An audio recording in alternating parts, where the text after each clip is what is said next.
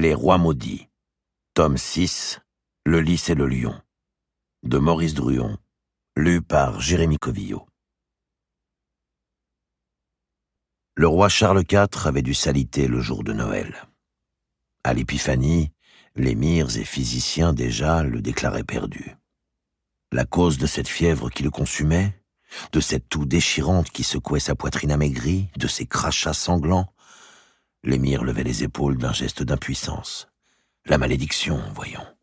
La malédiction qui accablait la descendance de Philippe le Bel. Les remèdes sont inopérants contre une malédiction, et la cour et le peuple partageaient cette certitude. Louis Hutin était mort à 27 ans par manœuvre criminelle. Philippe le Long était trépassé à 29 ans d'avoir bu en Poitou l'eau de puits empoisonnée. Charles IV avait résisté jusqu'à 33 ans. Il atteignait la limite. Il est bien connu que les maudits ne peuvent pas dépasser l'âge du Christ.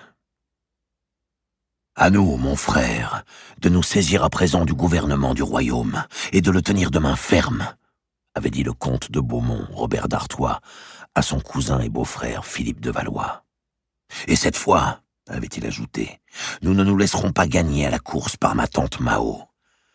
D'ailleurs, elle n'a plus de gendre à pousser. » Ces deux-là se montraient en belle santé.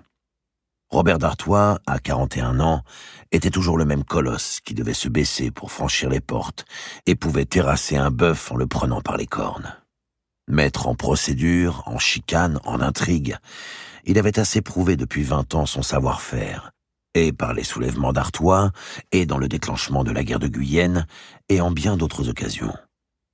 La découverte du scandale de la Tour de Nesle était un peu le fruit de ses œuvres. Si la reine Isabelle et son amant Lord Mortimer avaient pu réunir une armée en Hainaut, soulever l'Angleterre et renverser Édouard II, c'était en partie grâce à lui. Et il ne se sentait pas gêné d'avoir sur les mains le sang de Marguerite de Bourgogne. Au conseil du faible Charles IV, sa voix, dans les récentes années, s'élevait plus fermement que celle du souverain. Philippe de Valois, de 6 ans son cadet, ne possédait pas tant de génie.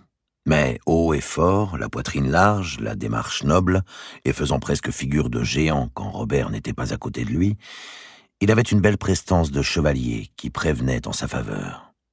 Et surtout, il bénéficiait du souvenir laissé par son père, le fameux Charles de Valois, le prince le plus turbulent, le plus aventureux de son temps, coureur de trônes fantômes et de croisades manquées, mais grand homme de guerre, et dont il s'efforçait de copier la prodigalité et la magnificence. Si Philippe de Valois, jusqu'à ce jour, n'avait pas encore étonné l'Europe par ses talents, on lui accordait toutefois confiance. Il brillait en tournoi, qui était sa passion. L'ardeur qu'il y déployait n'était pas chose négligeable. « Philippe, tu seras régent, je m'y engage, » disait Robert d'Artois. « Régent et peut-être roi, si Dieu le veut. C'est-à-dire si dans 2 mois, la reine, ma nièce, qui est déjà grosse jusqu'au menton, n'accouche pas d'un fils. Pauvre cousin Charles, il ne verra pas cet enfant-là qu'il souhaitait tant. Et même si ce doit être un garçon, tu n'en exerceras pas moins la régence pour 20 ans. Or, en 20 ans... » Il prolongeait sa pensée d'un grand geste du bras qui en appelait à tous les hasards possibles, à la mortalité infantile, aux accidents de chasse, aux desseins impénétrables de la Providence. « Et toi, loyal comme je te sais, continuait le géant, tu agiras pour qu'on me restitue enfin mon comté d'Artois, que Mao, la voleuse, l'empoisonneuse, détient injustement, ainsi que la pairie qui s'y rattache. Songe que je ne suis pas même père. N'est-ce pas bouffon ? J'en ai honte pour ta sœur, qui est mon épouse. » Philippe avait abaissé par 2 fois son grand nez charnu et fermé les paupières d'un air entendu.